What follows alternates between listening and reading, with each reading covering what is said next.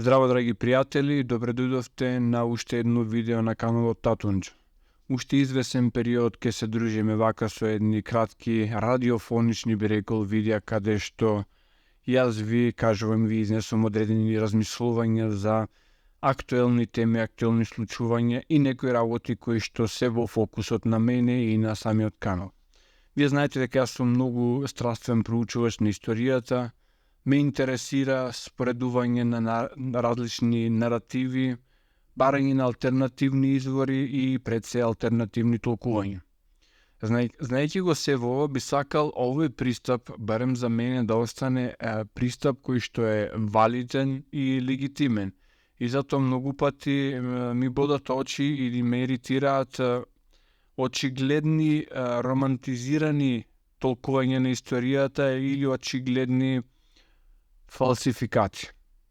Ние како народ го имаме проблемот дека многу пати нашата историја ја пишувале освојувачите, ја пишувале други народи и многу пати самите ние не можеме да го прифатиме тоа што е напишано за нас и знаме колку е тешко тоа да се промени.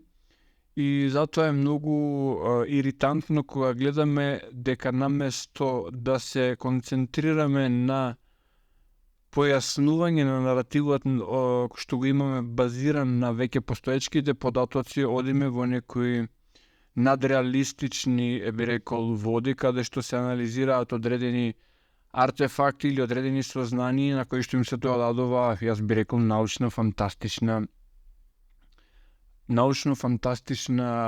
димензија, односно се ставаат работи од стилот на Ancient Aliens, а за сето тоа се нема директниот пристап, односно се нема самиот артефакт на увид. Личностите или луѓето кои што зборуваат на таа тема не отишле на самиот локалитет да го видат артефактот или во музеот, туку едноставно сето тоа го базираат, би рекол, на во најдобар случај видео, а нечесто и неретко, односно на слика соберена од интернет. Таквото нешто мислам дека прави само лоша услуга, односно контрауслуга, прогласувајќи ги или давајќи едно лошо светло на таквиот пристап кон историјата. Јас мислам дека самата историја како таква Западот ја постави на Берлинскиот конгрес во 19. век, каде што одлучи како ќе ја гледа историјата на целиот свет, значи не само историјата на Европа, туку историјата на Азија, историјата на Африка, историјата на Американскиот континент и тоа што е поставено таму како наратив, дури денеска и да се најдат археолошки увиди кои што го порекнуваат тој наратив или го видоизменуваат, едноставно западната историографија, како и многу други дисциплини, не само таа, едноставно одбиваат да го прифатат тоа и самите артефакти во најдобар случај одат во музејските подруми или депоа, а неретко се уништуваат. Оние што следија што се случуваше на Блискиот Исток во времето кога беше актуелен ИЗИС, односно исламскиот калифат, во градот Алепо, кој што има изобилие од археолошки остатоци од дамнешно време, значи од древните времиња на Месопотамија, гледавме како овие така наречени исламски радикални групи ги уништуваат сите овие остатоци под изговор дека тоа се кипови, дека се идоли или представи на пагански божества кои што се на некој начин навреда на единиот Бог Аллах. По моје лично мислење, тие беа само алатка во рацете на некои помокни сили, кои што ги има создадено, креирано преку различни тајни служби, за да го уништат се оно што е останато како артефакти на тој Блиски Исток, кои што кажуваат една малку поинаква приказна. Исто така, пример за уништување или префарбување или варосување на историјата гледаме најмногу на тоа онаму каде што имаме храмови. И онаму каде што денеска гледаме црква или џамија, многу веројатно во минатото имало некаков, како што велиме ние, пагански храм, односно храм на некој од оние божества кои што се во пред јудео-христијанското време. Така што претпоставувам дека поголемиот дел од старите цркви се направени на таква локација, а неретко дел од тие цркви подоцна се претвараат и во џамии, како што е примерот на Света Софија во Охрид и Света Софија во Константинопол, односно Цариград, денешен Истанбул. Ние одиме до делот каде што биле цркви и сега модерно во време вели тоа биле некогашни цркви, но срамежливо или намерно не сака да се зборува фактот дека такви стари храмови обично биле градени на места кои што народите од древноста знаеле дека се мокни енергетски места и токму тука ги граделе своите храмови. Пред известно време јас го направив видеото каде што го објаснував оне 1000 години забранета историја. Можете да го погледнете на каналот, каде што поттикнат од истражувањата на Фоменко, отидов да истражувам малку, значи на терен. Сакав да видам дали тоа што Фоменко го кажува е точно, иако делото на Фоменко е огромно, тоа се томови книги. Она што можев да го најдам достапно, почнав да го читам и проучувам, и една од интересните тези на Фоменко е дека во последните 1000 години се додадени уште толку, односно дека денеска можеби всушност не е 2024 година, односно дека е 1024 година. И например, ако имаме еден голем император како што бил Јустинијан или Константин или Василий II, императорите од сличните династии или цела самата династија едноставно се додавани и кога ќе ја погледнете историјата, освен времетраењето на владењето на тие императори или одредени други познати личности од тоа време, немате речиси ништо за тие луѓе, за тие императори, или пак на чуден начин подсетуваат по делата, по настаните на некои ликови императори од друго време или од друго место. Значи, ова е многу интересна работа за истражување, затоа што може да значи дека ние како генерација сме многу блиску до времето на Александар Македонски, до времето на Инквизицијата или до времето на Исус. Многу поблиску отколку што всушност мислиме, и дека она што мислиме дека постојат 2000 години христијанска историја можеби е само неколку стотини години. Велам можеби затоа што ова е една интересна теорија која што за мене лично е се уште во фаза на истражување. Истражувањата на Фоменко се базираат на неговото наблюдување на небесните тела, а знаеме, или тие што не знаат, еве да напоменам дека Фоменко е математичар кој што се занимува со оној дел од математиката преку кој се пресметуваат движењата на небесните тела, што значи една многу прецизна и екзактна наука преку која има согледано дека на некој начин како да се додавани години кои што всушност небеските тела ни откриваат дека не постоеле физички. Еден од начините да се илустрира ова се преку артефакти е начинот на пишување на годините со арапски бројки, односно со арапски цифри.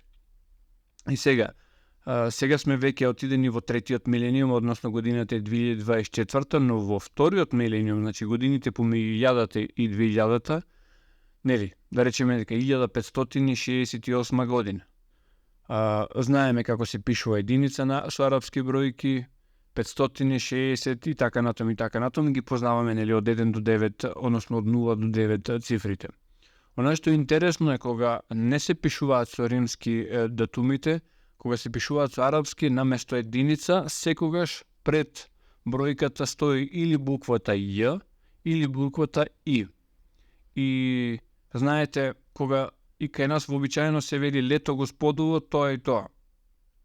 Предпоставката е дека буквата И или буквата Ј стои на местото како Исус или Јесус на латински. И ово зборувам во западниот свет. Значи во римокатоличкото христијанство така се бележало. Значи Ј буквата или И буквата и подоцна имаме троцифрен број со арапски цифри. Тоа ќе го видите од илустрацијата, која што јас лично со мои очи ја видов и со мој телефон ја сликав, значи сликиве кои што ги гледате во позадина се сликани од мене. И буквално кога ги издогледав овие на една мала црквичка овде, значи кога ги издогледав буквиве, односно бројкиве, си реков, ова е тоа што го зборува Фоменко. Што значи, Ј на почетокот и И на почетокот никако не е единица, затоа што знаеле како се пишува единица, а секогаш одбирале да напишат И или Ј. Што значи, 1000 години на почетокот, како да не постојат. Пред некој ден сакав да се вратам таму и буквално уште еднаш да ги изанализирам тие надписи. Ќе видите од сликите што ги направив таму, на чуден начин, иако изгледаше поприлично зачувана црквата, сега се прават некакви работи за реставрација. Бидејќи ги имам сликите, кога ќе заврши таа реставрација, многу сум љубопитен да проверам дали нема да има промени во тоа што е исклесено во самиот камен на дидовите на црквата. Она што мене ми падна во очи кога ги гледав претходно е дека онаму каде што се напишани буквите, односно каде што се напишани годините со латински бројки, се чини дека она М на почетокот кој што означува 1000 како да е посвежо, како да е поново, значи како да е додадено на почетокот, односно како да е со различен стил направено од другите бројки кои што нели одат од 500 или 600 натаму, зависи која е годината. За да се во ова го докомплетирам, пред некој ден практично поминував покрај една зграда која што е административна зграда, а е сепак стара, и на неја пишуваше, имаше една бројка, и таа бројка, замислете или не, беше троцифрена, и бидејќи не станува збор за црква, односно за сакрален објект, ја немаше И на почетокот, односно ја немаше и Ј на почетокот. И мене ми советна веќе да ги споредам двете работи. Значи, кога имаме сакрален објект како што е црква, го имаме моментот ставање Ј буквата како лето Господово, значи да се обележи дека е тоа нешто поврзано со Исус, додека на еден секуларен објект ја немаме таа И буква и имаме бројка која што е троцифрена, односно моја претпоставка е дека е годината на пуштање во употреба или градење на тој објект. Ова се мои претпоставки подкрепени со теоријата на Фоменко. Ова е само идеја и теорија околу која што може да се размислува, а најдобар начин да ми помогнете во оваа истрага е кога ќе поминувате покрај стари, пред се сакрални објекти, цркви, без разлика од каков тип се, дали се православни или католички, небитно, онаму каде што има надписи, сликајте ги. И тие слики праќајте ми ги сега со вештачкавите интелигенција, со интернетот, на кој јазик да се напишани, многу лесно можат да бидат преведени тие текстови. Многу ме интересира што пишува таму и особено околу датацијата на овие храмови. Ова е простор за размислување, за тоа што велам, ако ова е точно, ние сме како генерација многу поблиску до се она што го знаеме како антика, односно како време на Александар Македонски, како време на Исус, на Клеопатра, Цезар и така натам. И дека во меѓувреме, она што значи Ренесанса и Среден век е така пополнувано со ликови кои што не постоеле, за да може би се представи една историја, еден наратив на една цивилизација која што сега гледаме е на својот залез, а таа цивилизација ние ја знаеме под името Западна цивилизација. Еве, ова е моето размислување за денеска. Ве молам, ако вие имате такви сознанија, такви идеи, сликајте ги, документирајте ги, конкретно со места и храмови на кои што ќе ги видите тие работи, и подоцна во некоја наредна прилика можеме со самите слики на располагање повторно да направиме едно вакво видео или подкаст во живо и заедно да ги изанализираме. Сега би сакал како заклучок да го повторам тоа од почетокот.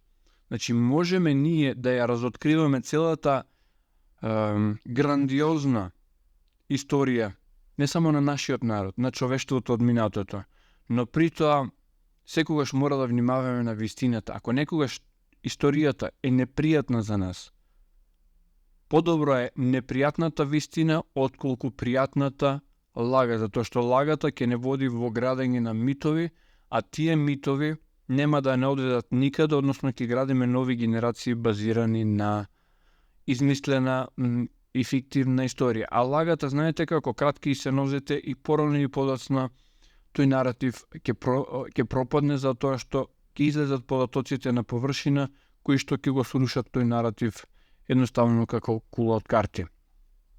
Јас сум Татонче, драги мои. Секој добро.